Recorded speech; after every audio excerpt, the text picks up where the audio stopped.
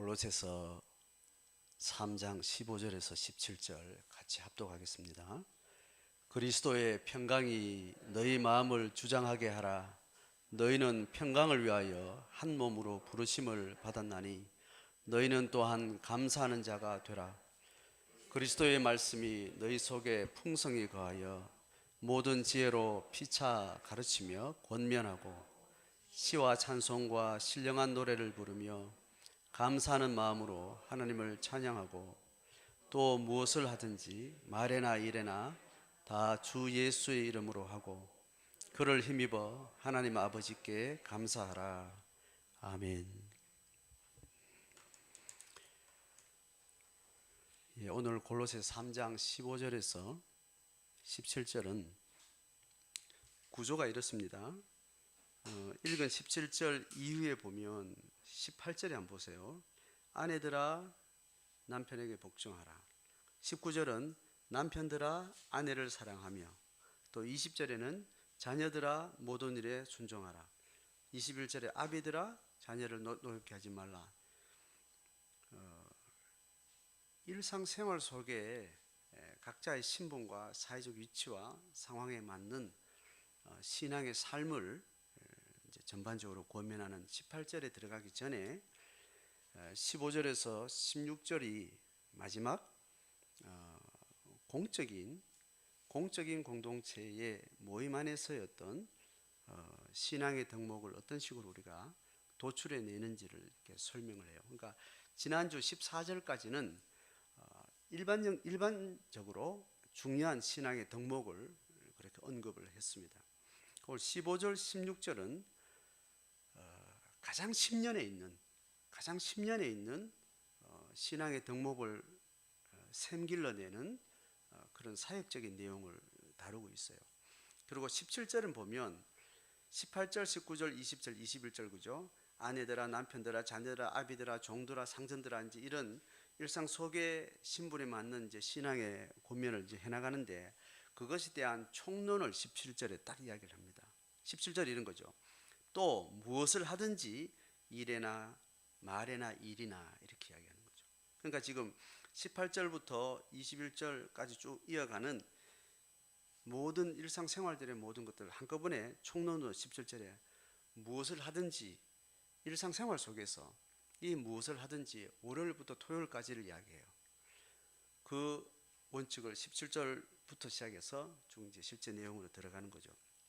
그러니까 오늘 15절, 16절은 위에 14절까지 있었던 신앙의 덕목은 그냥 어떤 시공간의 어떤 전제 없이 어떤 신앙의 덕목을 원리적으로 이야기를 했다면 15절부터 16절에는 교회 공동체 안에서 가장 근본적으로 우리가 신앙의 덕목을 생산해내는 영적 원리들을 설명하고 거기서부터 17절 이후로 이야기되는 월요일부터 금요일까지 일상생활 속의 신앙의 덕목이 어떻게 교회에서부터 출발할지 흐름 따라 가게 되는 거죠. 여러분 에스겔서를 보면 에스겔서의 환상을 보면 이런 게 있죠.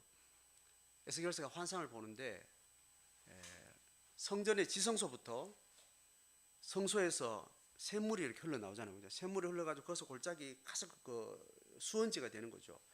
지성소에서 성소의 문틈으로 이렇게 물이 흘러가지고 그게 쭉 흘러가면서 큰 강을 이루는 그 이제 이미지를 설명을 하는 거죠. 그러니까 17절 이후에 우리 일상생활의 삶의 권면을 할 때 그 권면의 원리가 어디서부터 나오는가 하면 지성소에서부터 나오는 거죠. 그 지성소는 구약의 지성소인데 신약은 교회 공동체가 되는 거고 교회 공동체 안에서 머리 대신 그리스도가 되는 거죠. 그 이해가 되죠, 그죠? 구약의 지성소는 머리 대신 그리스도 개념이고 지성소부터 흘러나오는 그 옆에 이어지는 성소는 몸된 지체들이 되는 겁니다.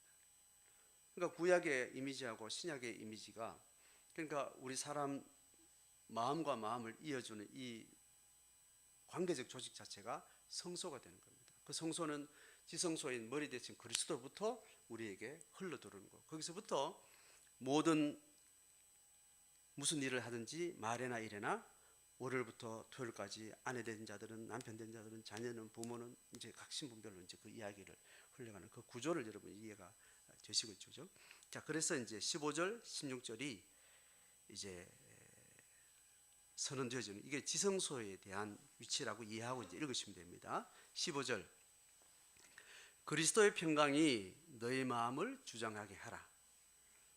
자, 이제 대원칙이 신앙인의 삶을 이야기할 때, 신앙을 이야기할 때 그리스도의 평강이 너희 마음을 주장하게 하라 이렇게 이야기되는 거죠. 이 평강이라는 것은 예수를 주로 고백하고 믿고 이제 삶으로 살아가야 될 개인적 주체인 한 인간의 심년에 있는 가장 풍성한 하나님으로부터 온 생명의 실체를 담지하는 언어예요. 그러니까 하나님으로부터 받은 우리 은혜와 풍성한 것들에 대한 다양한 덕목이나 그 내용들을 다양한 언어로 우리가 이야기할 수 있지만 이 평강은 가장 넓고 가장 폭넓은 하나님으로부터 온 우리 마음에 담아지는 가장 아름다운 덕목을 평강이라는 샬롬이라는 언어로 표현을 하게 된 겁니다. 그러니까 그리스도로부터 오는 이 평강, 그 생명력, 그 은혜, 그 부유함, 그 아름다움 이제 이런 것들이 우리 마음을 장악할 수 있도록 이 주장이라는 말과 함께 원어적 의미는 장악을 하는 거예요. 지배하는 거예요. 통치하는 거예요. 그러니까 내 마음에 여러 가지 마음의 갈래들이 있는데 마음으로부터 이렇게 도출되는 생각도 있고 의지도 있고 감정도 있고 다양한 것들이 마음 안에 있는데 그것이 하나님으로부터 그리스도로부터 오는 평강이 전체를 지배할 수 있도록 그렇게 하라라는 겁니다. 이것도 명령어죠. 명령어가 가능한 것은 우리에게 직설어가 우리한테 들어왔기 때문에 그게 뭐냐면 그리스도가 너의 모든 생명 되셨고 그리스도가 전적으로 너에게 있는 조건과 자격 상관없이 한도 없이 부어주는 평강이 주님으로부터 너희에게 임했다라는 또 계속 임할 것이다. 이제 그 직설법의 선언이 우리 것이 됐기 때문에 우리는 그 평강으로 우리의 마음을 지배하도록 명령을 받게 되는 겁니다. 자, 이게 이제 대명제예요. 대명제가 15절에 너희 마음을 주장하게 하라 이렇게 이야기를 했죠. 그렇죠? 이게 지금 16절까지 이제 교회 안에서 이루어질 이야기예요. 근데 한 개인 안에 그리스도의 평강이 마음에 임하면 그 마음에 임하면 제가 요일로 정하면 그리스도의 평강이 그리스도로부터 우리 사람 신앙인의 마음의 평강에 임하면 이거는 월화수목금토 중에 언제 일어난 사건이죠? 월화수목금토 일 중에 그리스도부터 임하는 평강은 언제 있는 거냐고. 수요일이 있는 거예요? 주일이 있는 겁니다. 이제 상징에서 구분해서 제가 말씀드리는 겁니다. 주일날은 그리스도로부터 임하는 평강이 우리 마음 가운데 자리 잡는 날인 거예요. 하루 종일 꽂으면 뭐예요? 아침에 새벽 기도하고 큐티하는 날이 되는 겁니다. 또 잘라가지고 어떤 사건 앞에 내가 마음으로 준비할 때는 그때 또 하나님을 생각할 때는 그때 그리스도의 평강이 내 마음에 임하게 되는 거죠. 그 마음으로 뭔 일을 할 때 이렇게 이제 마음의 영역과 삶의 실제 영역이 이렇게 구분되는 겁니다. 신앙의 삶이라는 것은 몸의 영역과 마음의 영역이 구분되는 겁니다. 그래서 이 마음을 주장하는 일들이 가장 가깝게 있는 교회 공동체가 함께 모여있는 핵심 가치 1순위가 각 성도의 마음에 그리스도의 평강이 임하고 강력해지는 겁니다. 전체를 지배하는 겁니다. 목적은 뭐예요? 월요일날 출근하면서부터 모든 실행에서 그 그리스도의 평강의 마음으로 실천하기 위해서 그렇게 되는 거죠. 자, 그렇게 해서 그 선언을 하고 나서 하반절을 보면 이렇게 합니다. 이 평강을 어떻게 구현하는가 설명합니다. 너희는 평강을 위하여 한 몸으로 부르심을 받았다는 겁니다. 평강을 주장하라는 설명해놓고 이게 가능한 구조를 만들었는데 거기에 대한 방법론을 하나님 설정해 주셨는데 그게 혼자 골방에 있지 않고 골방에도 있다가 골방에 사람들이 만나기도 하다가 골방에도 갔다가 함께 갔다 이걸 계속 순환적으로 하면서 평강이 우리 속에 계속 생산되는 거예요. 그러니까 영성은 내 신앙 영성은 홀로의 영성이 있고 함께하는 영성이 있는 겁니다. 홀로의 영성도 성령과 함께하지만 함께의 영성은 성령과 성령이 각 다른 은사의 성령이 함께 어우러지는 풍성하고 창조적이고 창발적인 어떤 지혜가 풍성하게 일어나는 것이 이게 공간적으로 넓어지는 그 성령의 지혜가 함께하는 영성에서 나오는 겁니다. 홀로 있는 영성은 그 영성이 옆으로 확장되는 거거든요. 내 심년에 깊이 뿌리를 깊이 내리는 성령의 지혜 속에 들어가는 거죠. 그렇게 해서 내 신앙생활을 하나님 앞에 어떻게 건강하게 유지되고 있는 이 구조가 잘 되어 있느냐, 그걸 이렇게 돌아볼 때 하나님과 독대하는 내 자신을 돌아보고 내 심년을 하나님 앞에 계속 가져가는 그 홀로의 영성이 자기만의 사연이 있어야 되는 거예요. 그것만 있어가지고는 안 되고, 하나님이 일하시는 성령은 코이노니아라는 방법으로 내주하시는 성령도 있지만, 코이노니아로 각자의 내주하는 성령이 다른 기적을, 다른 은사를 이끄는 성령이 함께 또 부딪히는 이 교제의 성령의 역사가 있는 거. 이게 하나님의 전략이기 때문에, 그래서 평강을 만들어 가기 위해서 너희들이 한 몸이라는 구조를 만들어, 이게 교회를 이야기하는 겁니다. 그러니까 교회는 조직이 아니고 건물도 아니고, 교회의 본질은 각 개인이 주를 고백하면서 마음에 경험한 이 평강이 삶에까지 강력하게 지배될 수 있도록 풍성하게 우리 잔고를 채우는 그 일을 위해서 하나님께서 성령이 일하시는 관계적 구조를 만들어 주셨다는 거예요. 그러니까 내가 교회 생활을 하고 있다, 내가 성도로 생활하고 있다 했을 때 예수 그리스도와 함께 관계 맺은 게 분명해지면 곧바로 뭘 찾아야 되는가 하면 함께의 영성을 나눌 수 있는 다른 지체를 찾아야 됩니다. 그래서 상계동 가면 상계동 교회 찾고, 저 노량진 가면 또 노량진 교회 찾고, 어디든지 가면 함께할 공동체를 찾게 되는 거죠.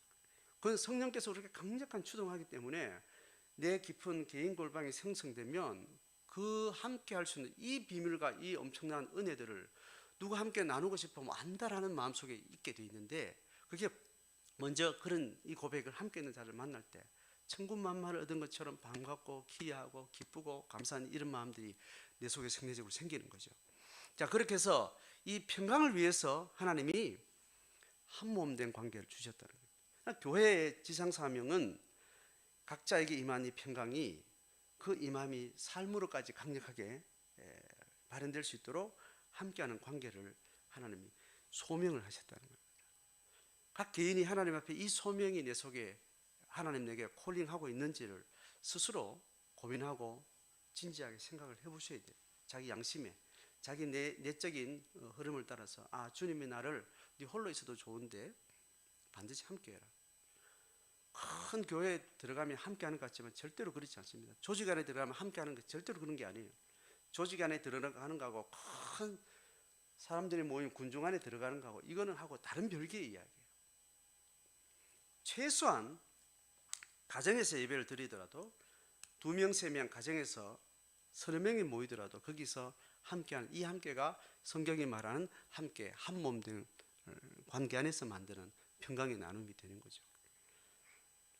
자, 그래서 이 평강을 위해서 한 몸으로 부름받았다라는 이것이 일단 하나님이 교회를 만드신 관계적 구조를 설명을 합니다. 그리고 너 안에 덕목을 하나 더 이야기하는데 그 안에 감사하는 자가 되라라고 이야기해요. 평강과 연결돼서 이 감사를 자꾸 이야기하는, 뒤에도 좀 계속 이 15절, 16절, 17절 계속 어떤 이야기를 계속 병행적으로 순서적으로 논리적으로 영세적 고리를 따라 이야기를 하고 있으면서 끝에는 계속 감사하라 감사하라 감사하라 이렇게 언급을 하고 있습니다. 자, 그래서 평강을 위해서 한 몸으로 부름을 받았으니까 교회를 찾아라. 이 평강을 함께 도모할, 이 평강의 전제인 예수 그리스도의 약속의 말씀을 함께 고백하고 성령을 받은 그 몸된 관계를 네가 찾아라. 이제 이게 포함되어 있겠죠. 그래서 그 함께한 공동체 안에서 뭘 하는가를 이제 교회 안에서 코이노니아와 함께 예배하는 것들이 16절에 이제 언급이 됩니다. 방법론을 이야기하는 겁니다. 보면 그리스도의 말씀이 너희 속에 풍성히 거하는 겁니다. 그러니까 신약 교회의 예배는 결국은 말씀 나눔이 되는 겁니다. 초대교회에도 가정교회 소그룹으로 모이면서 그래서 가장 먼저 되는 핵심은 뭐냐 하면 말씀을 나누는, 구약을 가지고 나누고 하나님에 대한 말씀의 깨달음, 하나님의 음성을 들은 것, 하나님 받은 은사, 간증 이런 것들을 계속 나누면서 식탁교제와 함께 성찬식을 같이 계속 하는 방식, 두 가지가 초대교회부터 신약교회가 구조하는 예배의 핵심 내용이 되는 거죠. 지금 교회가 점점 발달하면서 계속 조직화되고 구약의 원리를 자꾸 퇴행하는 방식으로 된 게 성찬은 자꾸 빠지고 말씀이 가운데 있긴 하지만 예식으로 구약의 패턴으로 자꾸 이제 발전하는 것이 삼경륜 시대에도 교회가 계속 타락해 나가는 그 어떤 단초가 되는 거죠.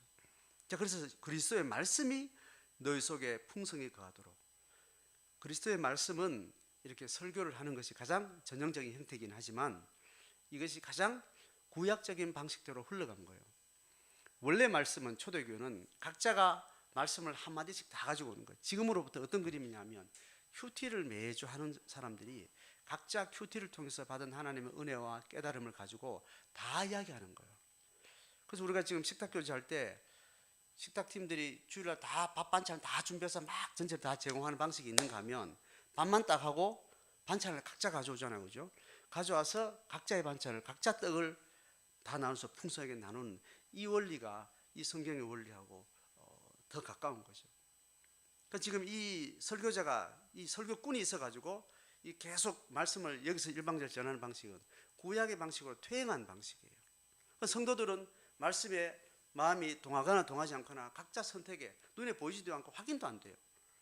이런 방식으로 한꺼번에 식사를 준비해서 제공하는 방식으로 한 사람이 계속 노동하고 마음이 담겨지지 않은 식사, 각자의 필요에 별로 근접하지 못한 식사를 한 사람이 하면 거기 일방적으로 들어 먹어야 되는 그런 질적으로 다운될 수 있는 그런 여지가 있는 방식의 말씀인 거죠.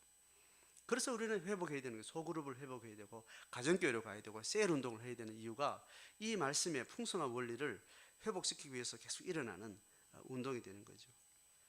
신약교회 이후로 부흥하는 시대에 부흥하는 역사 속에는 계속 소그룹 운동이 발전해요. 왜냐하면 각자 개인에게 임하는 말씀이 배운 사람이나 못 배운 사람이나 설교를 연구하는 사람이나 아주 그냥 성경 한 장 못 보는 그런 사람이나 하나님의 말씀이 각자에게 성령이 임해서 생활 속에 성령의 감동이 풍성하게 일어나는 부흥의 시대는 소그룹 운동이 자꾸 생기는 거예요. 왜냐하면 할 말이 많기 때문에, 자꾸 할 말이 내 속에 임하기 때문에 누구한테도 말하고 싶으면 못 견디고 들으면 그게 또 내한테 또 이 시너지가 생기는 이 역동이 일어나기 때문에 부흥하는 교회 시대는 소그룹 운동이 일어나고 자꾸 축소지향의 예배 활동, 신앙 행위들이 나타나게 되는 거죠. 그래서 그리스도의 말씀이 너희 속에 풍성히 거해야 된다. 그래서 목사 혼자가 평생 말씀을 잘 떠먹이려고 각고의 수고를 노력하고 뼈를 깎는 노력을 혼자 한다는 것이 이게 교회의 원리적인 방식이 아니에요. 그 마음을 담은 설교가 나갈 때도 있지만 안 될 때는 어떡합니까? 그 양분 없는 설교를 그냥 일방적으로 그냥 듣는 거예요. 그냥. 그래서 성도들이 그걸 기막히게 알아차리고 답답하니까 또 딴 데 유튜브 듣고 막 또 돌아다니고 이런 영양가 없는 먹을 하면서 영양 보충하려고 딴 데 자꾸 가서 해야 되는 집밥이 제대로 안 되니까 그런 방식이 자꾸 되는 거예요. 그래서 이걸 보완하기 위해서 각자가 주어진 하나님의 은혜와 말씀을 나눌 수 있는 소그룹을 만들어놨는데도 이게 큐티를 잘 안 하니까 또 계속 하던 말 계속 반복하고 막 찌질한 이야기하고 간증을 이야기해야 되는데 자꾸 자기 자랑하고 이러니까 소그룹 모임 가서 상처받고 소그룹 모임 열받고 소그룹 모임 가서 막 또 마음 상하고 이런 일들이 자꾸 반복되는 거죠. 제 목회에서도 계속 그랬던 것 같아요. 소그룹만 하면 청년 때는 잘 됐거든요. 제가 경험한 청년 시절 소그룹. 그래서 은혜를 받고 헌신도 하고 이렇게 됐는데 그래서 소그룹을 잘해야 된다 이렇게 알고 온 나라 온 교회가 소그룹을 막 했는데 소그룹 하면서 막 오만 일들이 막 생기는 거예요. 이게 소그룹 모은다고 되는 게 아닌 거예요. 제가 섬기는 교회 와가지고 그냥 모아주면 성도들은 각자 받은 은혜가 있겠거니 하고 잘 될 줄 알았는데 제가 계속 관찰한 결과는 뭐냐면 어느 정도 잘 되는 수위는 한 30%는 되는데 40을 못 넘어가는. 그 다음에 모이는 시간과 양은 계속 상처가 받고 저 사람하고 난 잘 안 맞아, 저 사람하고 맞아 갈라지게 되고 막 계속 복잡해지는 거예요. 그러니까 단임 목회하기 전까지는 인간의 인성의 깊이까지 들어갈 기회가 지금 없었죠. 30살에 목회 안수 받아가지고 10년 동안 부목살 동안 여교회 저교회 다니면서 목회 기본적인 행정훈련 기본 소양훈련을 받으니까 한 사람을 깊게 들여다보고 인생 전체를 통틀어서 그 사람의 속마음을 돌아보고 이렇게 할 기회가 없이 10년을 보내다가 40에 이제 담임 목사가 돼서 이렇게 10년 또 크지도 않은 교회니까 막 깊게 다 들여다보이잖아요. 그죠? 숟가락 젓가락까지 다 보이고 포크까지 다 보이고 앞면 뒤면 옆면 다 이제 시간이 갈수록 보여지게 되는데 5년 동안 봤던 성도하고 10년 될 때는 또 다른 성도로 보이고 10년 지나니까 그 성도가 또 다른 성도로 보이고 이런 일들이 저게 있는데 그게 저만 있었던 거예요. 성도는 예전에 서로 다 알고 있었던 거예요. 목사만 늦게 와가지고 하나 날아가는데 5년마다 놀리는 거예요. 한 사람을 보고. 그 나중에 알고 보면 성도들은 오랫동안 너무너무 다양하게 섞였기 때문에 다 알고 있더라고요. 성도들은 목사를 보기에 가면을 쓰고 만나거든요. 목사도 성도를 볼 때 가면을 쓰고 만나거든. 이게 습성이 되어 있으니까 내가 만난 성도가 아닌 성도를 딴 성도로부터 듣는데 내가 이해가 안 되고 저분이 저렇다는 거 내가 이해가 안 되는 거예요. 5년까지도 모르겠어. 10년 때에 한번 내한테 딱 보이니까 그 성도가 그 성도를 이렇게 말한 게 이거구나. 그제야 만나게 되니까 목사가 목양을 깊게 제대로 못하는 거죠. 이 조직교회가 그런 명점을 가지고 있고 그래서 교회가 깊은 영감으로 못 들어가고 깊은 목양의 본질로 못 들어가는 방식으로 교회는 이렇게 구조화되어 있는 거예요. 도시화되는 더더욱 그렇고 산업사회가 발전하는 게 더더욱 그렇고 다양한 놀이문화가 발전하는 게 더더욱 그렇고 그래서 말씀이 풍성하게 거해서 그 풍성함이 각자의 마음을 지배할 수 있도록 그렇게 들어가는데 난점이 너무 많은 거예요. 오늘 그것이 좀 오늘 보여집니다. 그렇게 해서 말씀이 풍성하게 보이면 지혜가 생기는데 말씀은 말씀의 장황한 양을 이야기하는 것이 아닙니다. 말씀은 짧은 말씀이라도 내 삶을 지향하는 거기 때문에 내면의 평강의 문제를 보기 때문에 그 평강의 문제가 어디에 문제가 있는지를 보게 하고 그것이 삶과 실행 영역에서 뭐가 문제인지를 성령이 보게 하시는 거예요. 그러니까 여러 사람이 모여야 되는 거예요. 그 사람의 5 영역이 있다면 5 사람이 봐야 그 사람이 다 보이는 거라니까. 그러니까 이래도 모이고 저래도 이 사람도 저 사람 만나야 그 사람이 어떤 사람인지 그 사람의 마음이 어떤지 그 사람의 삶이 어떤지를 보고 하나님께서는 저렇게 부르지 않았을 텐데 이게 성령께서 보이게 만들고 성령이 또 기이 보이지 만드니까 그것을 나누면서 내 평강을 다시 회복하고 그 평강으로 삶을 실행하는 영역으로 계속 피차 가르치게 되는 거예요. 피차 권면하게 되는 거예요. 그러니까 개인 프라이버시까지 들어가게 되는 거예요.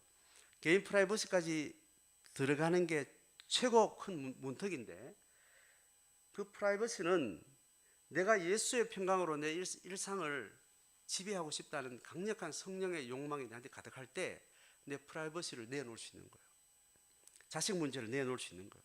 내 자존감 문제를 내놓을 수 있는 거예요. 내 경제적인 문제를 내놓을 수 있는 거예요. 남편에 대한 이야기를 내놓을 수 있는 거예요.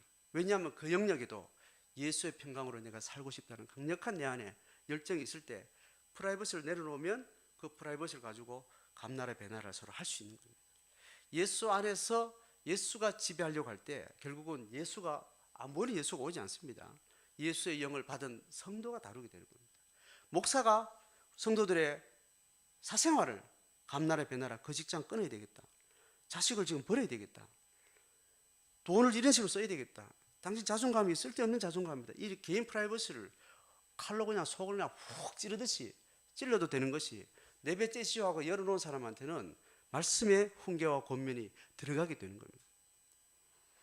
그렇게 해서 그리스도의 평강이 내 마음에 자리 잡을 수 있도록 말씀이 풍성에 의해서 피차 성령이 주신 지혜로 가르치고 권면하는 이 모임이 이게 셀 모임인 거죠.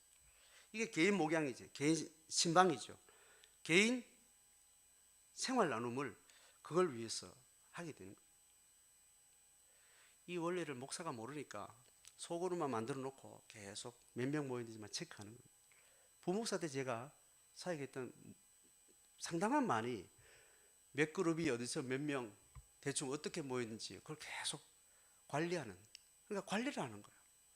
목회자가 그걸 방법론을 짜고 원리를 공부하고 신학을 공부하고 그렇게 해서 그걸 운영하는 방식을 배웠으니 와서 이제 그렇게 하는 겁니다. 근데 그 안에 들어가서 어떻게 그 영을 만지고 어떻게 권면하고 어떻게 목양해야 되는지를 재료를 모르니까 어떻게 이게 요리할 줄 모르는 세월을 저는 개인적으로 제 경험은 그렇습니다. 한 10년은 그래 보낸 것 같아요. 10년 지나니까 야 이거 아니구나.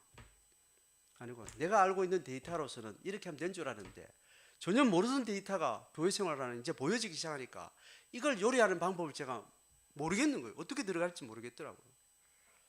그건 개인 프라이버시 영역인데 남성이죠. 나이가 40대고 50대고 연배가 많은 분들, 또 여성인분들, 그 사연을 속속들이 내가 잘 이해가 안 되는 분들은 그 프라이버시를 열어놔도 어떻게 들어가서 목양을 해야 될지 잘 모르겠는데 견적이 안 나오는 거예요. 그러니까 멍청하게 보고 제가 이렇게 있었던, 많은 세월이 있었던 것 같아요. 그러니까 계속 질문하고 고민하고 뭐 기도하고 계속 하면서 오랫동안 이제 들여다보고 고민을 하니까, 아, 저건 저렇게 됐구나. 이게 원리가 보이기 시작하면서, 아, 이래도 됐구나. 한 50줄을 들어서니까, 아, 이런 말을 해도 되겠구나. 이렇게 하면 되겠구나. 이게 어느 정도 보이는 겁니다.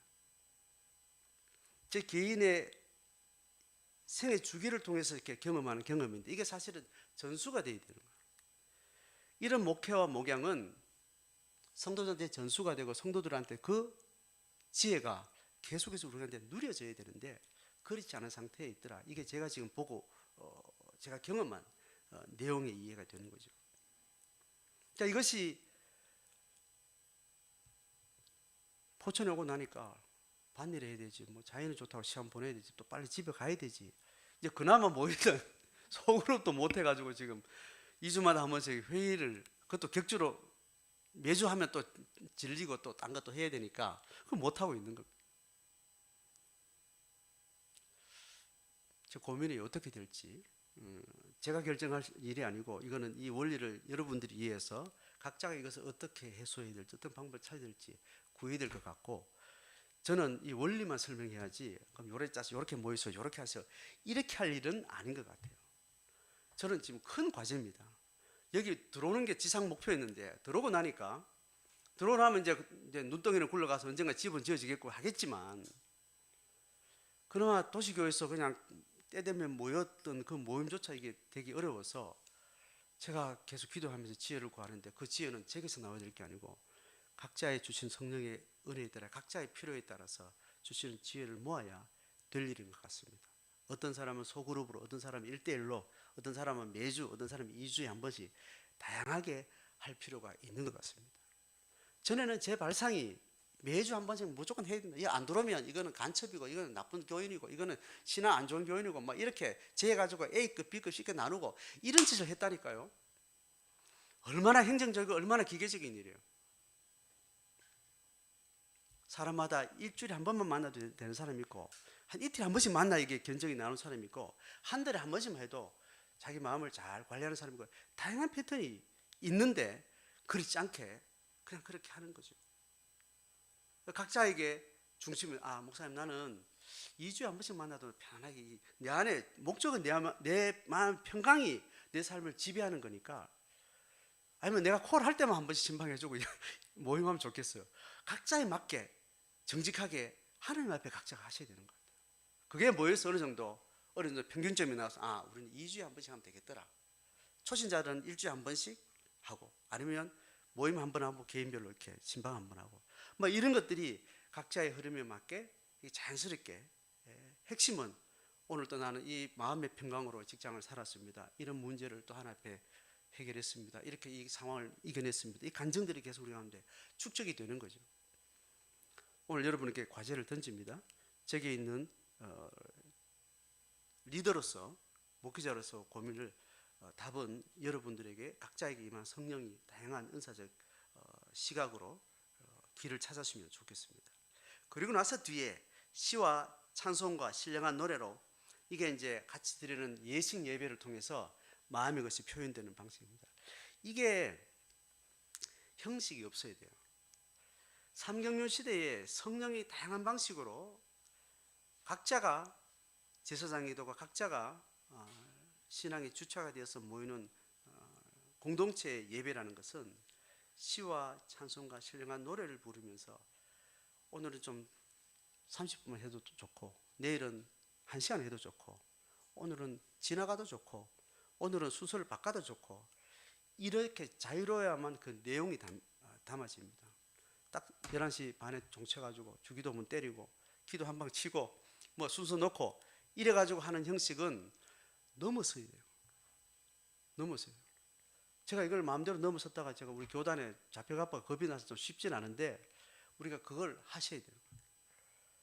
목사만 설교하는 게 아니라 성도들이 간증 와서 하고, 이런 것들이 성령이 우리 가운데 주시는 마음에 따라서 그렇게 움직이는 것이 삼경률 시대의 진정한 예배 형식이 되는 거죠. 그러니까 은혜가 안 되더라 하면 다음 주는 항상 그걸 반으로 줄이고 뭐 형식을 금방 바꾸고 성도들이 평강의 풍성한 부유함이 느껴지는 그 깨달음에 맞게 즉각 언제든지 움직일 수 있는 그런 자유로움이 가능하겠죠. 이게 핵심이에요. 이 한몸된 교회가 뭘 해야 될지, 또 지금 하고 있는 가장 중요한 이 예식 예배가 어떤 허점인지 어떤 장점이 있는지 우리가 잘 이해하고 보완할 수 있는 지혜들이 우리한테 필요한 것 같습니다. 17절 이제 그러고 나서 일상으로 가게 되는 거죠. 무엇을 하든지 말에나 이르나 다 주님의 이름으로 한다. 이 대전제입니다. 주님의 이름으로. 이 주님의 이름은 결국은 평강으로 지배된 내 마음, 그 마음에 정직하게 행하는 겁니다. 자, 그러니까 신앙의 삶은 마음의 영역과 몸의 영역이 나눠지는 겁니다. 그죠? 15절, 16절 이야기는 평강이라는 마음을 주장하라는 게 핵심이에요. 교회는 마음을 주장하는 겁니다. 마음을 주장하는데 그 마음이 이제 월요일부터 출근하면 몸이 움직이기 시작해요. 아내는 아내대로, 상전은 상전대로, 종은 종대로 각자 하나님의 부르심의 사회적 분복에 따라서 삶의 현장으로 들어가는데 그 마음이 여기에 잘 어떻게요? 주 예수 이름으로 죽게 하듯 하는 방식으로 할 수 있도록 각자의 방법 놀자인데 그게 뭐냐면 위에 이야기한 말씀이 풍성하게 거해서 모든 지혜를 피차게 고민하는 겁니다. 종한테는 네 종이니까 상전을 모시고 있지 않냐, 그리고 많은 육체 노동을 하고 있지 않냐, 여기에 네 풍성함은 이렇게 적용되면 좋겠다. 또 관리하는 관리자, 그 주인은 상전이니까 여러 사람을 보기 때문에 또 너는 몸으로 움직이는 분은 머리를 잘 써야 되니까 판단력과 지혜가 있어야 되니까 너는 이런 마음으로 준비해서 예수의 마음으로 편안하게 노동자를 잘 쓰고 그들의 마음을 배려하고 그들을 존중해주고 여기에 대한 감수성을 키워야 되겠다. 이런 권면들이 들어가는 거죠. 자식 많은 부모에게 맞는 권면과 지혜가 필요하죠. 자식이 한둘밖에 없는 그런 부모는 또 거기에 맞는 또 지혜가 필요하겠죠. 그래서 신앙의 삶이라는 것은 반드시 두 영역으로 나눠보셔야 돼요. 먼저 선은 마음을 다뤄야 돼요. 마음을 다뤄야 되고 마음을 다루고 던져놓으면 지 알아서 그냥 하겠지. 절대로 그럴 수 없다는 걸 하나님이 애저녁에 알아서 그 주중에 있는 모든 수에 맞는 현장을 계속 가지고 와서 말하게 하고 거기서 구체적으로 점검하고 지혜를 주고 구체적으로 찝어서 관리해주고 그 다음 주 다시 와서 점검하고 이렇게 했을 때 마음이 몸으로 흘러가는 그 노선과 심리 상황들을 우리는 잘 들여다볼 수 있게 하신 겁니다. 그러니까 내 실행의 삶은 전적으로 내 혼자 있는 영역에서 하는 거죠. 그리고 마음에도 결국 내 혼자 하는 거죠. 이 영역을 지체와 함께하고 그 함께하는 그 평강은 이 마음에서 몸으로 도출되는 이 과정을 다양하게 나누는, 이게 아까 얘기했다시피 셀 모임에서 하는 작업. 그래서 마음 돌보는과 몸 돌봄을 같이 들여다봐야 돼요. 주일교회는 프라이버시 문제와 함께 절대 시간량이 목회자는 주일만 마음만 돌보는 거예요. 마음만. 그리고 권면과 구체적인 삶의 실제 속에 안 들어가. 서로 부담스러우니까. 자기 자식 문제인데 뭐, 자기 개인 돈 문제, 자존심 문제인데 뭐, 사회생활 영역인데 뭐 내가까지 할 필요 있나? 이렇게 안 들어가는 거예요. 그러니까 그 은혜를 아무리 받고 신앙 고백이 아무리 화려해도 그 삶의 십조 속에는 계속 죽을 쓰는 거죠. 혼자 살아가는데 잘 될 리가 없는 겁니다. 그러니까 이중성이 패턴화되고 일반화돼서 자기도 모르게 두 가지 채널을 가지게 돼요. 하나님과 함께는 풍성을 누리고 간증하고 고백하고 헌신하는 이것도 그 진정이지만 이거 다 때려치고 안 되니까 그냥 여기 맞춰서 그냥 양심을 속여 그냥 지지리 궁상으로 그냥 일반 사람들 살듯이 그냥 그 마인드로 살아가는 것도 그냥 더 안 되니까 여기 단가보다 싶고 그냥 그대로 두고 그 혼자 속에서 그냥 개인 사생활을 그냥 개인성을 가지고 살아가게 되는 거예요. 이게 주일교회가 가지는 맹점입니다. 이게 그래도 들어보니까 이래서는 안 되겠다. 사생활을 사생활로 인정하는 이 구조는 교회가 교회될 수 없구나. 그러니까 모이자, 만나자, 뭐 공동체를 하자, 삶을 나누자 이런 이야기들이 계속 이렇게 나오게 되는 거죠. 이 원리 속에서 무엇을 하든지 말이나 일이나 다 주 예수 이름으로 하고 그를 힘입어 감사의 고백을 가지고 일상생활을 살아가고 내 인생 전체를 살아갈 수 있는 이 대주제가 주께서 우리를 부르신 교회가 존재하는 성령으로 가는데 임재하신 그 목적이 되는 것이니까 계속 일상을 이야기하는 거예요. 일상을 이야기하는 이 강단에서 계속 말하는 이 말도 이거는 너무 지금 오버되어 있습니다. 제가 부목사 때 담임 목사님이 설교를 너무 잘하는 분인데 부목사가 담임 목사 설교에 은혜를 받을 정도면 그 담임 목사 설교는 굉장히 잘하는 거예요. 적어도 2주에 한 번은 마음에 깊이 와닿는 설교를 하시니까 신학을 모르는 사람들과 설교를 어차피 하는 부목사가 담임 목사의 일거수일투족을 인성을 늘 들여다보는 가까이 있는 사람인데 그런데도 제가 분노가 일어나는 건 뭐냐 하면 저도 그 짓을 하고 있더라고요. 강단에서 계속 말은 그리 해요. 제가 지금 오늘 한 것처럼 이런 교원은 이래야 된다 이렇게 말하는데 그거에 대해서 목숨을 걸지 않는 겁니다. 그러니까 오늘 이야기한 것처럼 마음 나눔이 중요합니다.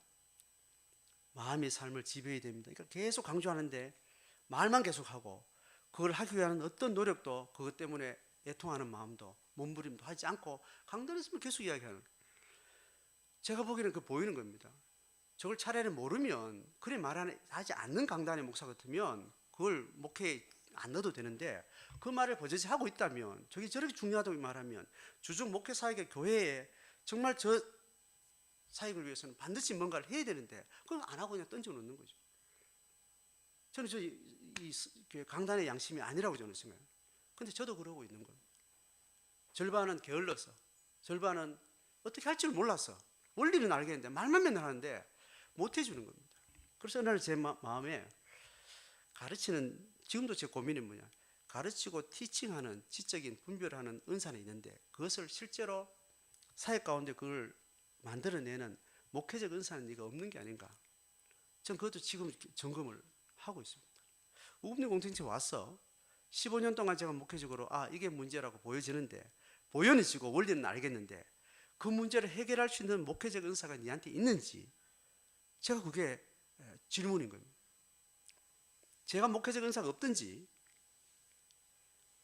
여러분 한 사람 한 사람이 저를 목회자로서 말씀을 듣고 그 말씀으로 내 마음으로 받아서 내가 그렇게 할 수 있는 어떤 동력이 안 생기든지 그건 2가지입니다.